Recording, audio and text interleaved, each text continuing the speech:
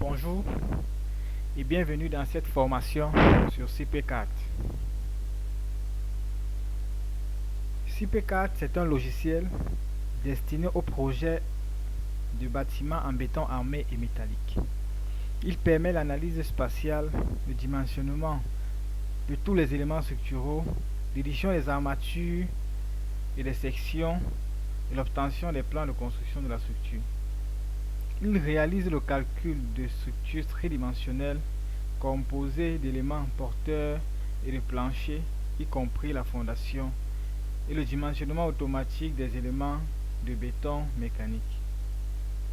Avec CP4, le projecteur a en main un outil précis et efficace pour résoudre tous les problèmes relatifs au calcul de structures en bâtiment de tout type. Ce logiciel est adapté aux dernières normes en vigueur. Donc après avoir installé le logiciel CP4, nous pouvons démarrer à partir de l'icône qui s'affiche.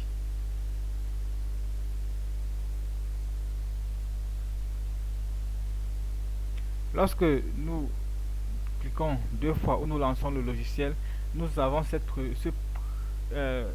interface qui s'affiche. Dans cette interface, nous avons les différentes catégories du logiciel, les différents sous-logiciels du logiciel CP.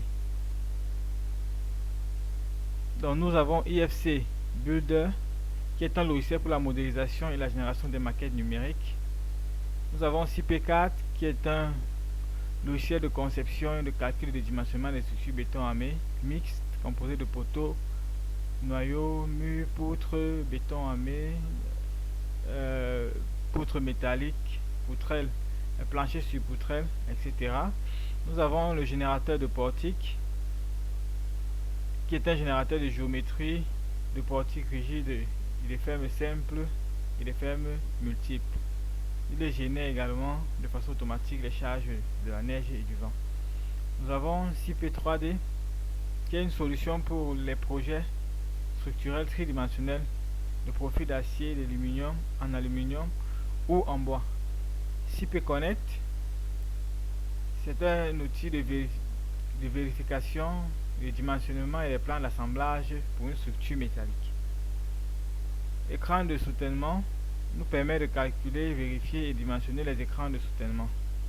CPMEP, un logiciel de conception et de dimensionnement de l'enveloppe de la distribution et des installations du bâtiment sur un modèle 3D intégré avec différents éléments du bâtiment.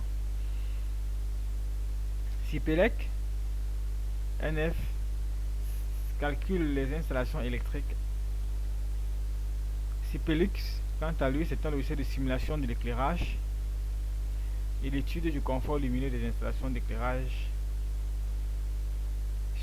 CP Uponor, c'est un système de climatisation invisible, donc il permet de gérer la climatisation. Nous avons également, toujours pour la climatisation, un système hydrophile qui permet de calculer, vérifier et dimensionner les installations de climatisation avec hydrophile. Nous avons CPThem, un logiciel d'application et d'optimisation des projets en conformité avec la réglementation thermique des bâtiments neufs et pour l'étude de la faisabilité d'approvisionnement en énergie, intégré au flux de travail BIM via les formats standard IFC. On CPThem Load, qui permet de calculer les charges thermiques de réchauffage et de refroidissement. Nous avons CPThem HVAC, un logiciel pour le tracé, le calcul et le dimensionnement des installations de chauffage, de ventilation, de climatisation, etc. Nous avons également CPThem Plus, qui est un logiciel pour la simulation des performances énergétiques du bâtiment avec CP Énergie, avec Énergie Plus. Nous avons CPThem Hydro, toujours un logiciel qui permet l'évaluation des risques de condensation supérieure et interstitielle des parois, basé sur le comportement hygrothermique des matériaux, des éléments constitutifs, conformément à la méthode de calcul de la norme NFEN ISO 13788. CP Project, c'est un logiciel qui nous permet de générer les maîtrises, des budgets, des comptes et cahiers de charges avec les maîtrises et les comptes à partir du fichier DXF et DWG. Générateur de prix, c'est une composante qui permet de générer les prix de la construction et comprend les prix des composés et les informations commerciales relatives aux produits des fabricants. L'état constructif, c'est un élément qui nous permet, c'est un élément développé par CP et qui permet, avec l'assistance et sous la supervision de collection officielle architecture, qui permet justement donc de générer les prix de la construction avec des prix décomposés, des instructions pour la rédaction du manuel d'utilisation et de maintenance du bâtiment, des informations commerciales sur les produits des fabricants. Nous avons également une bibliothèque de détails constructifs pour les structures. Donc, si vous cliquez sur OpenBeam, vous allez voir les logiciels qui entrent dans l'OpenBeam tels que IFC. Structure, vous verrez les logiciels tels que CP4, générateur de portique, éléments de fondation, poutre continue. Tous ces éléments que nous voyons là sont également intégrés dans CP4. Mais si nous avons peut-être une fondation isolée à faire, à dimensionner, nous pouvons utiliser cet élément de fondation pour aller plus rapidement. Ou alors si nous voulons les résultats pour une poutre continue, nous pouvons modéliser et calculer cette poutre continue avec l'outil poutre continue. MEP, c'est pour avoir les composantes liées au dimensionnement électrique et d'assainissement. Gestion, CP Project et générateur de prix, documentation, de détails constructifs et détails et bibliothèque de détails. Donc, dans notre cas d'espèce, nous allons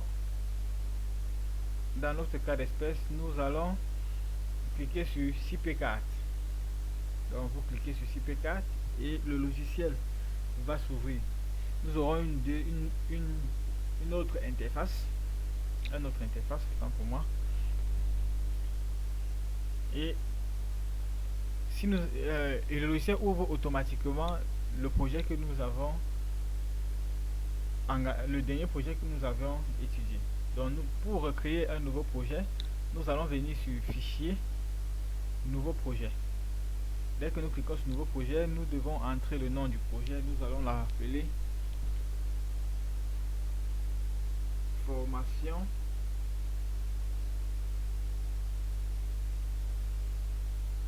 nous allons l'appeler exemple. Voilà, exemple formation R plus 5. Description, nous allons mettre bâtiment de type R plus 5 A, usage d'habitation. Nous allons cliquer sur accepter. Dès que nous cliquons sur accepter, une page s'ouvre où nous avons le choix d'ouvrir un ouvrage vide où nous devons entrer nous-mêmes toutes les données, ou alors nous pouvons importer un ouvrage CP3D que nous avons déjà fait, ou importer automatiquement un projet DXF ou DXG ou DWG que nous avons déjà réalisé, ou importer ou introduire automatiquement un fichier IFC. Par exemple, si nous cliquons sur importer ouvrage 3D, c'est ce type d'ouvrage. Nous devons sélectionner un ouvrage 3D que nous avons déjà réalisé. Un ouvrage DWG, nous devons aller sélectionner un ouvrage que nous avons déjà réalisé. Donc, dans notre cas, nous allons cliquer sur ouvrage vide parce que nous allons entrer nous-mêmes toutes les données de notre projet. Accepter. Dès que nous acceptons, nous avons dans l'interface des données générales qui s'applique, que nous pouvons paramétrer. Donc nous y reviendrons. Nous cliquons sur accepter et accepter. Nous avons dans l'interface où nous devons réaliser notre projet. Cette interface est composée de plusieurs onglets, notamment l'onglet poteau, l'onglet poutre, l'onglet résultat, l'onglet ISO valeur, l'onglet déformé et l'onglet sécurité. Dans l'onglet poteau, entrée de poteau, nous avons plusieurs menus. Dans le menu fichier, nous pouvons créer un nouveau fichier.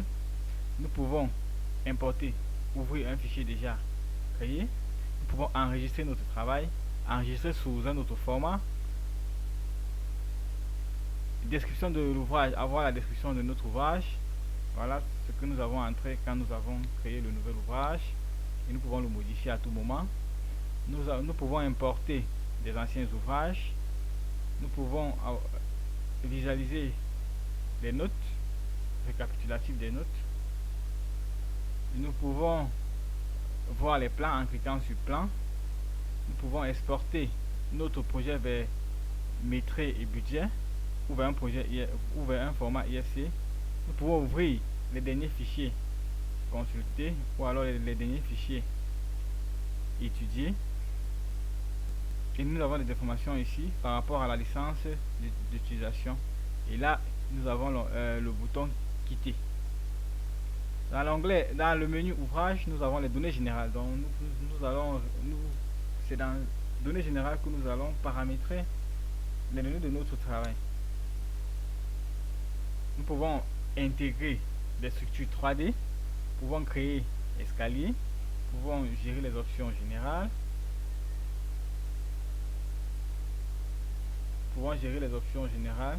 définir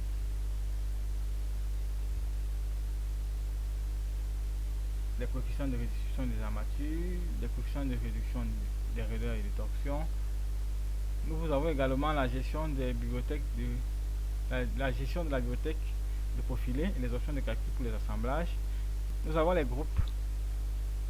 Nous sommes sur l'onglet poteau. Voilà. Oui, dans ouvrage, effectivement, nous pouvons avoir les données générales et importer un projet.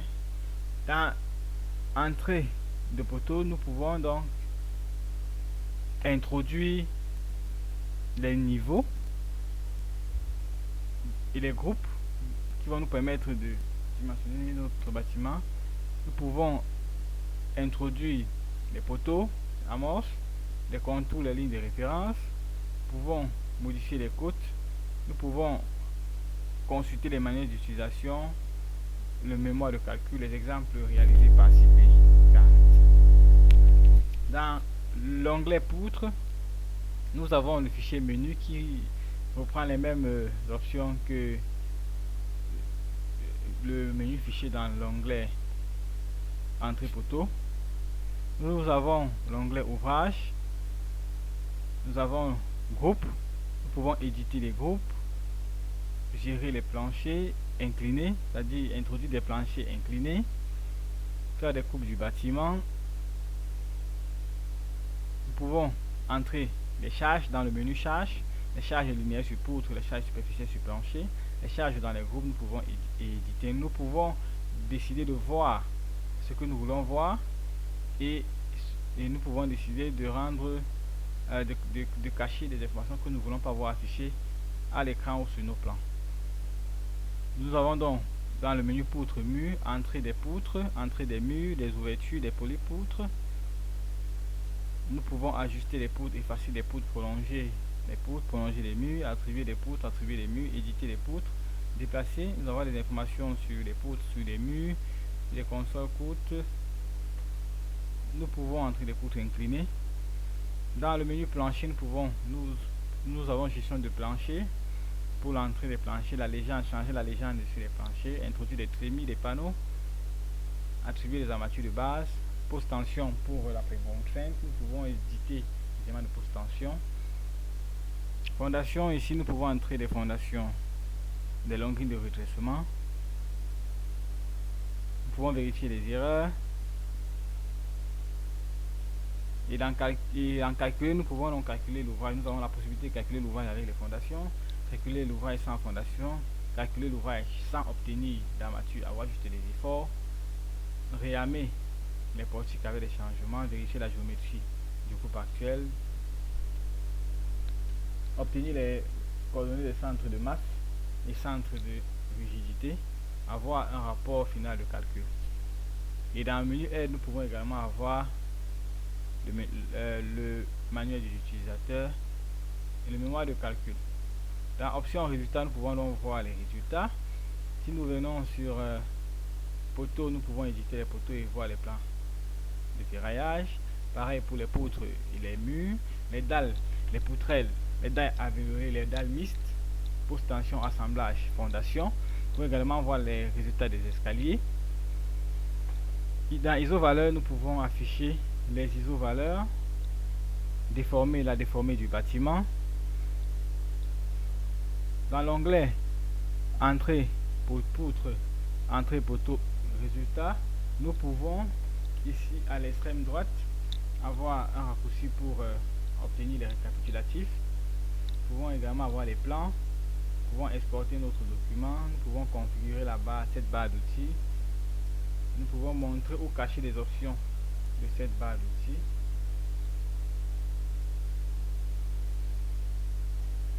Si nous cliquons sur ce point d'interrogation, ce point permet d'obtenir de l'aide.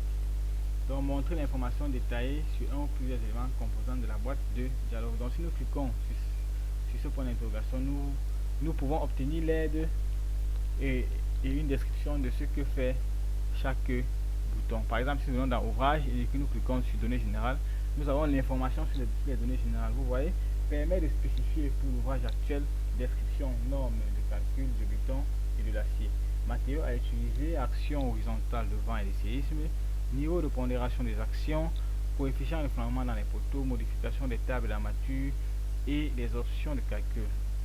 Voyez, si nous cliquons sur charge et nous cliquons sur charge dans les groupes, nous allons voir l'information sur les charges dans les groupes. Cette option permet de voir à l'écran les charges d'exploitation et les charges permanentes qui ont été associées au groupe du niveau dans l'onglet entrée poteau. Si nous cliquons par exemple sur poutre et nous venons sur copie d'armature entre portiques, nous avons toutes les informations concernant ce bouton. Permet de copier l'armature d'un portique sur un autre portique. Pour l'armature longitudinale de montage et le premier lit des aciers inférieurs, sont copiés le diamètre, le nombre et la longueur de l'extrémité de chaque barre par rapport à l'axe de l'appui.